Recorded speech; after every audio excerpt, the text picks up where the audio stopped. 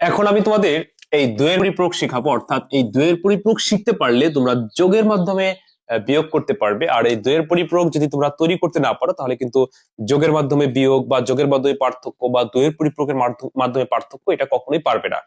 এই প্রশ্নটা কিন্তু সংখ্যা পদ্ধতি হতে যে সৃজনশীল প্রশ্ন এসে থাকে তার গড় নাম্বারে বেশি এসে থাকে। মানে আমরা বিগত সালে যে বোর্ড প্রশ্নগুলো আছে সেগুলো যদি তুমি দেখো তাহলে দেখতে পারবা যে প্রত্যেকটা সৃজনশীল প্রশ্নের গড় নাম্বারে আসছে যে যোগের মাধ্যমে বিয়োগ করো, যোগের মাধ্যমে পার্থক্য করো বা দ্বয়ের পরিপূরকের মাধ্যমে পার্থক্য, অর্থাৎ 4 মার্ক। এখনই তোমরা এই 4 মার্ক অর্জন করতে পারবে। অর্থাৎ প্রথমে আমি তোমাদের এই দ্বয়ের পরিপূরক শিখাবো, দ্বয়ের পরিপূরক শেখানোর পরে কিভাবে যোগের মাধ্যমে বিয়োগ করে সেটা শেখাবো। ওই যে বারবার একই কথা বলি, তোমরা যদি আমার কাছে আইসিটি কোর্সটা করো, মানে যারা করতেছ অলরেডি, বিশ্বাস করো তোমার আইসিটিতে কোনো সমস্যা থাকবে না, তোমার বাইরা কোথাও পড়া লাগবে না, ইনশাল্লাহ তুমি সর্বোচ্চ নাম্বার পাবে। আচ্ছা, একটু মনোযোগ থাকো, আমরা দুইয়ের পরিপূরক করব। আমি উদাহরণস্বরূপ একটা জিনিস এখানে বোঝাচ্ছি। ধর আমি এখানে লিখলাম যে 27 এর দুইয়ের পরিপূরক করো, দুইয়ের পরিপূরক করো। এখন কিন্তু তুমি একের পরিপূরক শিখতে পারবা। আচ্ছা, 27 এর দুইয়ের পরিপূরক করো। আমরা প্রথমে হলো দুইয়ের পরিপূরক করা শেখাচ্ছি তোমাকে। তো দুইয়ের পরিপূরক শেখানোর পরে হচ্ছে আমি তোমাদের যোগের মাধ্যমে বিয়োগ শেখাবো এখনই। আচ্ছা, আগে দুইয়ের পরিপূরক করতে হবে সেটাকে দেখি। উত্তর উত্তর যে সংখ্যায় থাকুক, যে সংখ্যায় থাকুক অবশ্যই তোমাকে বাইনারিতে যেতে হবে। আর যদি বাইনারিতে থাকে তাহলে তো আলহামদুলিল্লাহ, কষ্ট করে বাইনারিতে আসা লাগলো না। কিন্তু বাইনারি পদ্ধতি ছাড়া কখনোই দুইয়ের পরিপূরক তুমি করতে পারবে না। তো এই 27 এই সংখ্যাটি কিসে আছে কিছুতেই বলা নাই। কিছুতে বলা না থাকলে ধরে নিতে হয় দশমিকে আছে, এই কথাটা মাথায় রেখো। যখন কোনো প্রশ্নতে কোনো সংখ্যা যদি কোনো কিছুতে বলা না থাকে তুমি দশমিকে ধরে নিবা। আর কোনো না কোনো সংখ্যা যদি বলা থাকে হয় দশমিকে বা ওই বেস দিয়ে হোক বা লিখে হোক বুঝাই দেয় তোমাদের। আর যদি কোনো কারণে এরকম বলে তাহলে ধরে নিবা দশমিকে আছে। তো এখন এই দশমিকটা আমাদের বাইনারিতে নিতে হবে, তারপরে দুইয়ের পরিপূরক করতে হবে। তো আমরা এই 27টাকে বাইনারিতে নিব। তো আমরা জানি যে দশমিক থেকে যে কোনো সংখ্যায় যাওয়ার সূত্র কি বলতো, ওই সংখ্যার বেস দিয়ে ভাগ। তো বাইনারি বেস হচ্ছে 2 দিয়ে ভাগ করে আমরা বাইনারিতে কনভার্ট করব। ওই যে প্রথম অংশে আমি তোমাদেরকে শিখাইছিলাম কিভাবে একটা সংখ্যা থেকে আরেকটা সংখ্যায় রূপান্তর করতে হয়। আচ্ছা, তো 2 27 এর মধ্যে কতবার যায়? 13 বার। 13 2 26, 14 দিলে বেশি হয়ে যায়, বেশিটা নেওয়া যাবে না, সমান অথবা কাছের কোনটা নিতে হবে। তো 13 2 26 আছে 27 ভাগশেষ 1। আবার ভাগ 2, এই 13 মধ্যে কয়বার যায়? 6 বার। 6 2 12 আছে 13 ভাগশেষ 1। আবার ভাগ 2 6 এর ভিতর কয়বার যায়? 3 বার। 3 2 6 আছে 6 ভাগশেষ 0। আবার ভাগ 2 3 এর ভিতর কয়বার যায়? একবার। 2 1 2 আছে 3 ভাগশেষ 1। আবার ভাগ। কতক্ষণ পর্যন্ত ভাগ করব? যতক্ষণ পর্যন্ত ভাগফল 0 না হবে। তো 2 কি 1 এর মধ্যে যায় না। 2 হচ্ছে বড়, 1 হচ্ছে ছোট। এমন পরিস্থিতি হলে এখানে ভাগফল হবে 0, আর এখানে যা আছে তাই ভাগশেষ। অর্থাৎ নিচ থেকে উপরে লিখলে আমরা অ্যান্সার পেয়ে গেলাম 11011। বাইনারি হয়ে গেল, ঠিক আছে, বাইনারি হয়ে গেছে।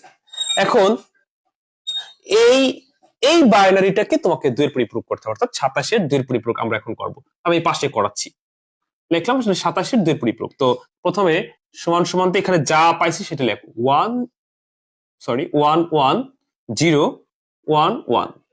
এটার নাম হচ্ছে বাইনারি মান। এপাশে একটু থার্ড ব্র্যাকেট দিয়ে এরকম লিখবা, বাইনারি মান। আমি ঠিক যেইভাবে করতেছি তোমরা ঠিক এই ফরম্যাটেই করবা।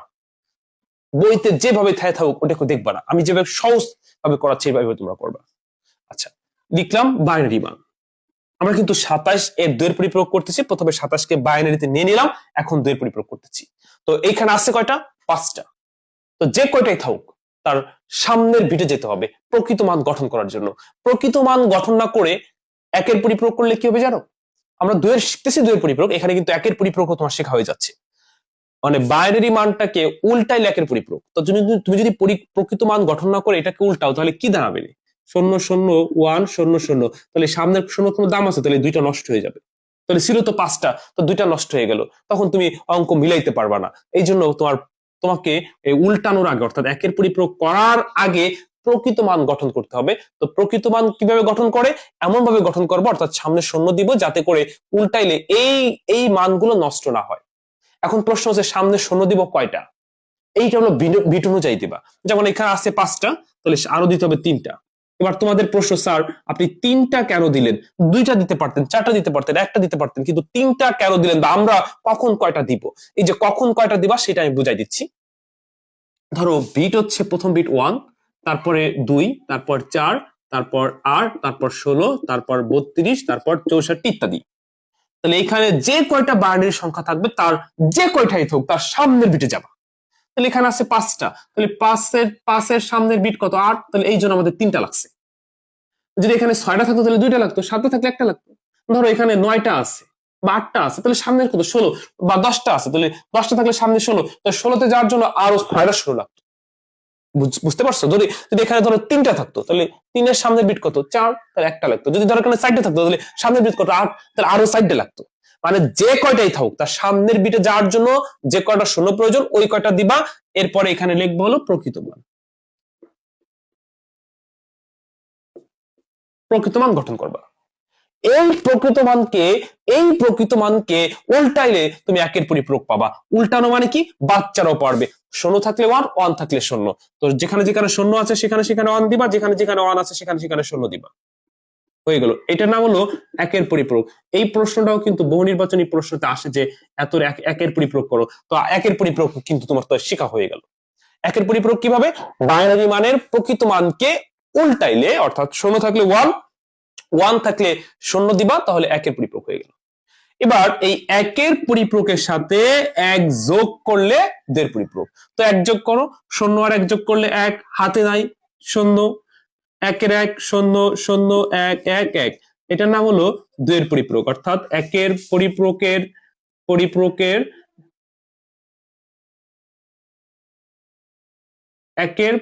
সাথে 1 যোগ করলে 2 এর পরিপূরক হয়ে গেল।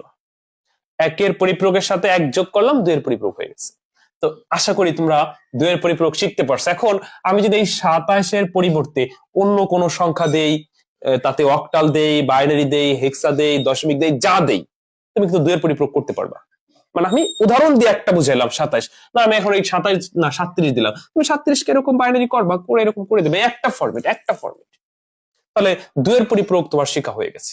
এবার হচ্ছে আমি তোমাদেরকে শেখাবো যোগের মাধ্যমে বিয়োগ। ওই যে বললাম, যোগের মাধ্যমে বিয়োগ বা যোগের মাধ্যমে পার্থক্য বা 2 এর পরিপূরকের মাধ্যমে পার্থক্য, যাই করো না কেন অবশ্যই এইটুক শিখা লাগতো।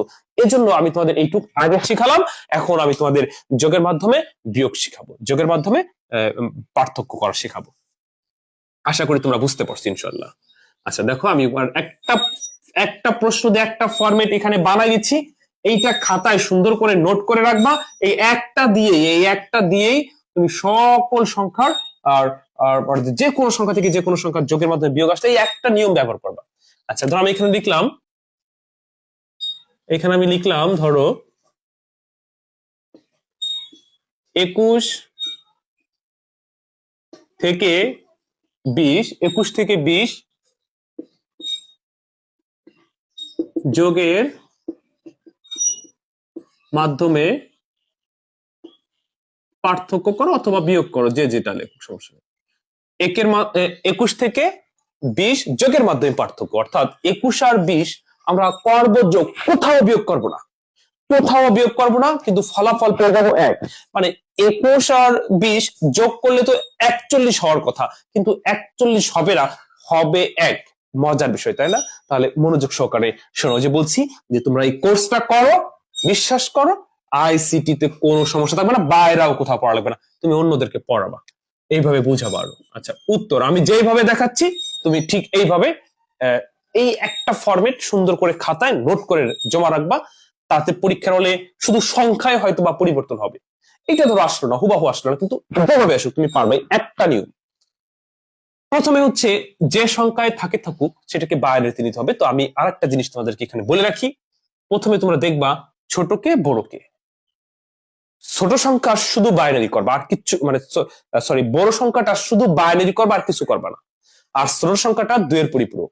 এবার বড় সংখ্যার বাইনারির সাথে ছোট সংখ্যার 2 এর পরিপূরক যোগ দিলেই বিয়োগ হয়ে যায়। যেমন এখানে বড়কে 21, তাহলে এই 21টাকে শুধু বাইনারি করবো, আর কিছু করবো না।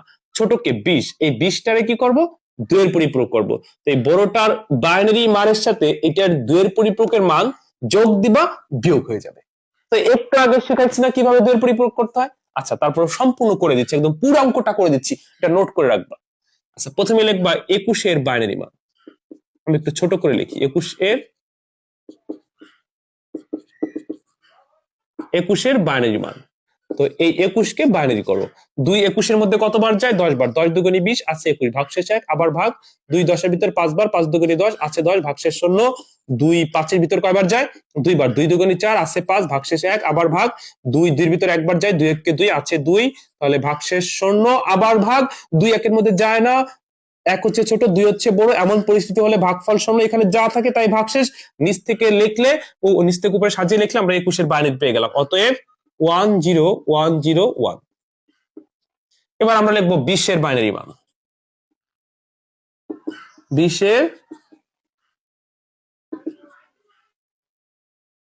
এর বাইনারি মান। তাহলে ঠিক 20টাকে বাইনারি করো। 2 20 এর মধ্যে কয়বার যায়? 10 বার। 10 দুগুণে 20 আছে 20, ভাগশেষ 0, আবার ভাগ 2 10 এর ভিতর কয়বার যায়? 5 বার। 5 দুগুণে 10 আছে 10, ভাগশেষ 0। 2 5 এর মধ্যে কয়বার যায়? 2 বার যায়। 2 দুগুণে 4 আছে 5, ভাগশেষ 1, আবার ভাগ 2 2 এর ভিতরে একবার যায়, 2 1 কে 2 আছে 2, ভাগশেষ 0, আবার ভাগ 2 1 এর মধ্যে যায় না, 2 হচ্ছে বড় 1 হচ্ছে ছোট, এমন পরিস্থিতি হলে ভাগফল 0 এখানে যা থাকে তাই ভাগশেষ। নিচ থেকে উপরে লিখে আমরা অ্যান্সার পেয়ে গেলাম। তো অ্যান্সার হচ্ছে কি দেখো, অ্যান্সার হচ্ছে 10100।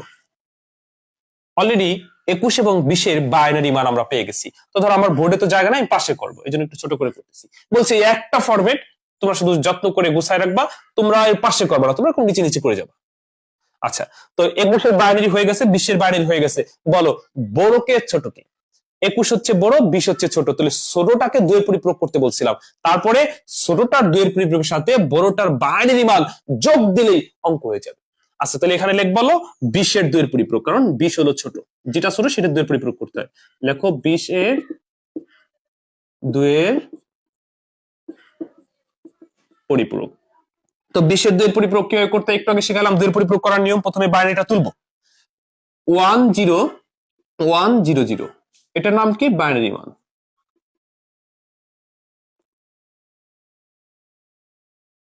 এই বাইনারি মানটাকে এখন প্রকৃত মান গঠন করবো। আছে কয়টা? 5টা, তাহলে লাগবে কয়টা? আরো 3টা। এটার নাম কি বলতো? প্রকৃত মান। বুঝছো তো কেন 3টা দিছি? 0, এই যে একটু আগে কিন্তু বুঝাইছিলাম বিট অনুযায়ী। এবার যা আছে এটাকে উল্টাইলে পাবো 1 এর পরিপূরক, অর্থাৎ 0 থাকলে 1, 1 থাকলে 0, 0 থাকলে 1, 1 থাকলে 0, 0 থাকলে 1 আছে। উল্টানোর পরে 1 এর পরিপূরক হয়ে গেল। এই 1 এর পরিপূরকের সাথে বাইনারি নিয়মে 1 যোগ দিবা, 2 এর পরিপূরক হয়ে যাবে। তাহলে 1 যোগ দাও। তো 1 আর 1 2, 1 আর 1 2, 2 এর 0 হাতে 1, আবার 1 আর 1 2, 2 এর 0 হাতের 1, 0 আর 1 যোগ করলে 1। ওই যে তোমাদের আমি বাইনারি যোগ কিভাবে শিখেছিলাম মনে আছেলাম, যে 1 আর 1 10 না বলে কিভাবে করতে হয়। আচ্ছা, তাহলে 1 আর 1 2 এর 0 হাতের 1, 1 আর 1 2, 2 এর 0 হাতের 1, হাতের 1 আর 0 যোগ করলে 1, আর হাতে নাই যা আছে তাই 1 0 1 1 1। এটা নাম হচ্ছে 2 এর পরিপূরক।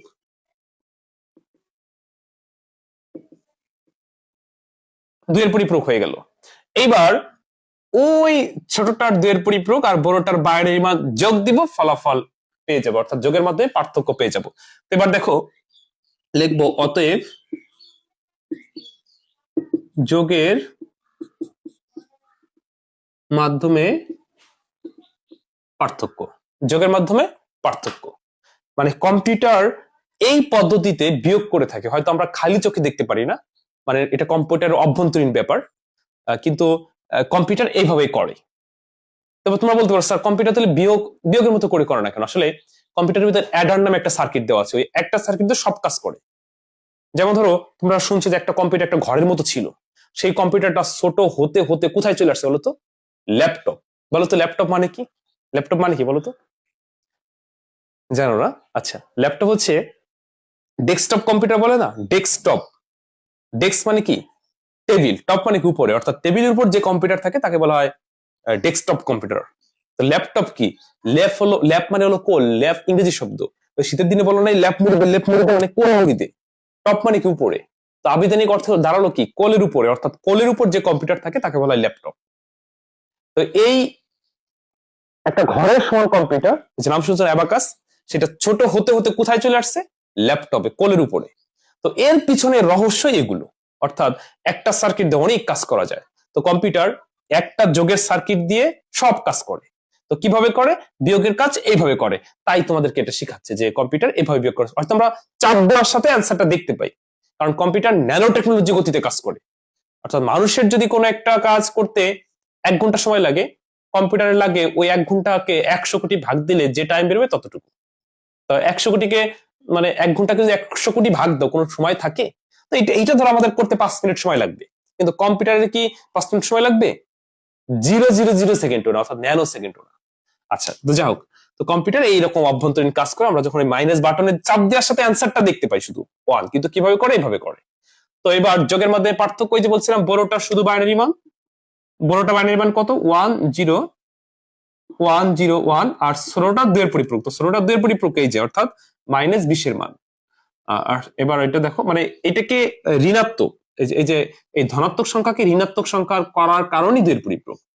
আচ্ছা, এবার পিছন থেকে সাজাও। 0 0 1 1 0 1 1 1। এবার যোগ দাও, বিয়োগ হয়ে যাবে। আচ্ছা, 0 আর 1 যোগ করলে 1, হাতে নাই।